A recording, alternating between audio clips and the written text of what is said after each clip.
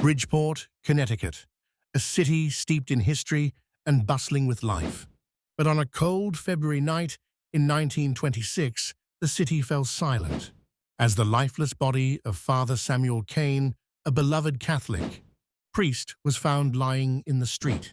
Father Kane was well known for his evening walks, often stopping to speak with those in need.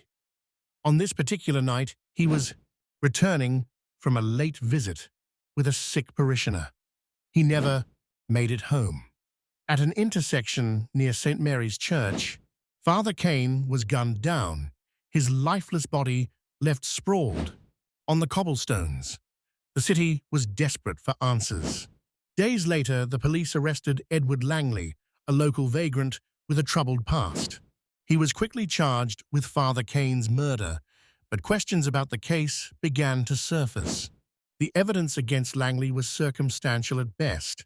A revolver found near the scene, and a dubious confession made under duress. The trial was expected to be swift, but Homer Stille Cummings, the prosecutor, who would later become U.S. Attorney General, shocked the courtroom. As Prosecutor Cummings says, "Ladies and gentlemen, the evidence against Edward Langley is not only insufficient, it is deeply flawed." Cummings dismantled the case piece by piece, exposing inconsistencies in the police investigation and highlighting the lack of credible witnesses. He then did the unthinkable. He dropped all charges. Despite Langley's release, the question remained, who killed Father Kane? For decades, the case haunted the city of Bridgeport. Whispers of police corruption and cover-ups circulated, but no new suspects were ever named.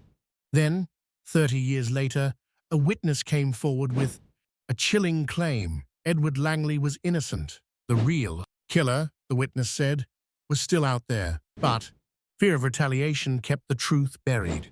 The murder of Father Kane remains one of Bridgeport's greatest unsolved mysteries. Was he the victim of a random act of violence? Or was there a darker motive, a vendetta hidden behind the sacred walls of the church?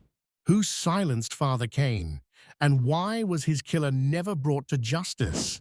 Nearly a century later, the truth about Father Kane's death remains locked in silence. But one thing is certain, the shadow of that night still lingers. Sometimes justice isn't blind, it's silenced.